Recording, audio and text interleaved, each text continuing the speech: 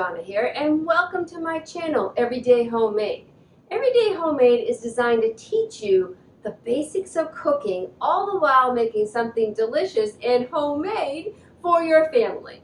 Today, I'm going to be making a braised chicken dish. And this is when you sear a protein in fat, and then you add liquid, like such a broth or something, and then you cover it and you slowly cook it either on the stovetop or in the oven. Today, I'm going to be transferring it into the oven after I've seared it. You know, and this cooking methods will tenderize the chicken thighs so they're going to absolutely just melt in your mouth. So let's go ahead and get started. Alright, so before we get started cooking, we are going to do some mise en place, which means getting everything in place. So I have some medjool dates, and then I also have some shallots that we're going to dice.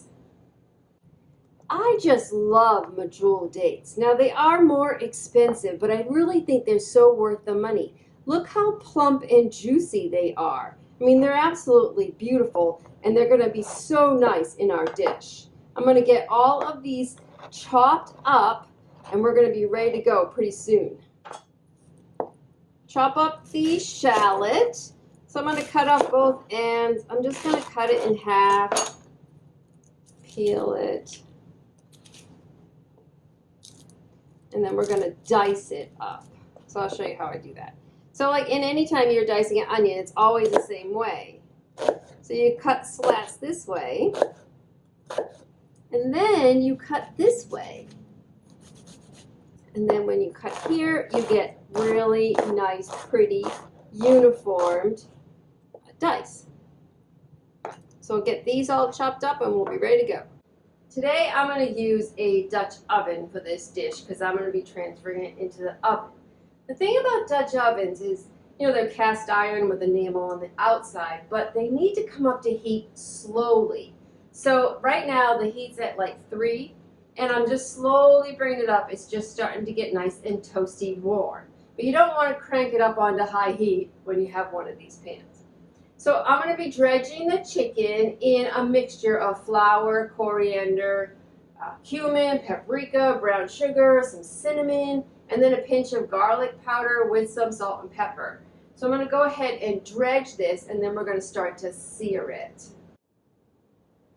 So we're just going to like coat the chicken all around, kind of like that. Make sure it's kind of nice and covered. This is all going to add flavor to the dish. And if you notice, I didn't trim the fat off of the chicken breast. I want that to stay there because that is all flavor. I can drain out the excess fat after it sears. My Dutch oven has come up to heat. It's nice and warm. I'm going to add some oil. Not a lot, just a little. Swirl it all around. One thing about Dutch ovens is the handles get hot. And we're going to go ahead and sear the chicken.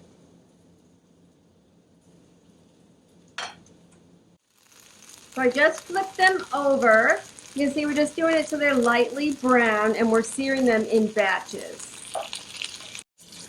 I'm going to remove the first batch. As you can see, it's nice and browned up. We're going to go ahead and add in the next batch of chicken. So I have like 4 pieces here, so I should be able to fit them all in. And we'll get those browned up nice. Now I'm going to remove the chicken thighs. The second batch is nice and browned up. And then we're going to put the shallots in, and we're going to sweat the shallots. And that just means to soften them so they're kind of translucent.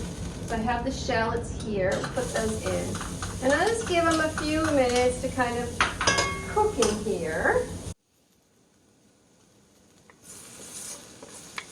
Shallots are starting to brown. I'm going to add some white wine. Oh, the white wine smells so good. I'm going to go ahead and put the chicken back in the pot, nestle them all kind of in there. And then we're going to add the dates. Now, let's see. the dates in.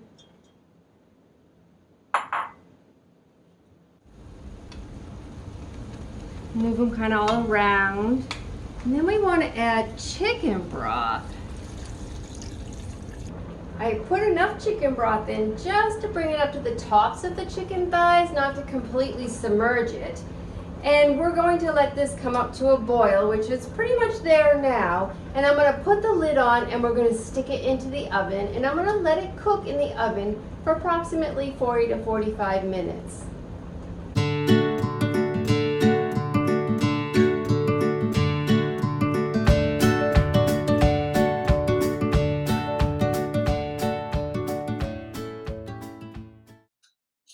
What I'm going to do is remove the chicken. It's so tender. Oh my goodness.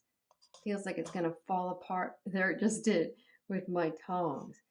What I'm going to do is I'm going to remove all the chicken. Then we're going to bring it up to a boil and let this sauce reduce. So it's come up to a boil, but I want my sauce to be a little bit thicker than this. So I'm going to add a little bit of a flour slurry into it. And this is just like a tablespoon of flour and a little bit of chicken broth. I'm just going to kind of watch it. See, I think that's like the perfect thickening. And that's the best way to judge when you're adding any type of slurries, is just do a little bit at a time until it's where you want it. So I'm going to go ahead and turn the heat off. And we're going to plate this up. All right, so you guys ready? We're going to get some chicken. Now, the pan has continued to boil even though the heat is off because it's very warm, which is a good thing to do in order to cook that flour and make sure it only needs to cook for a minute and then it'll get your flour taste out. So I just let it keep simmering right there. So let me see. This is so yummy. Look at this. Oh my God. All the dates are melted down. And the sauce. I am such a sauce person.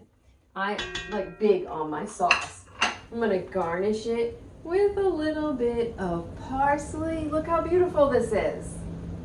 So here, I want you to get a nice close look.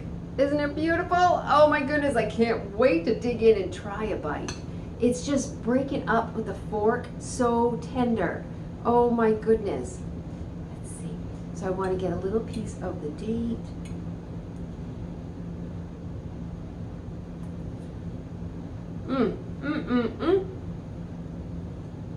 Melts in your mouth. It's so good.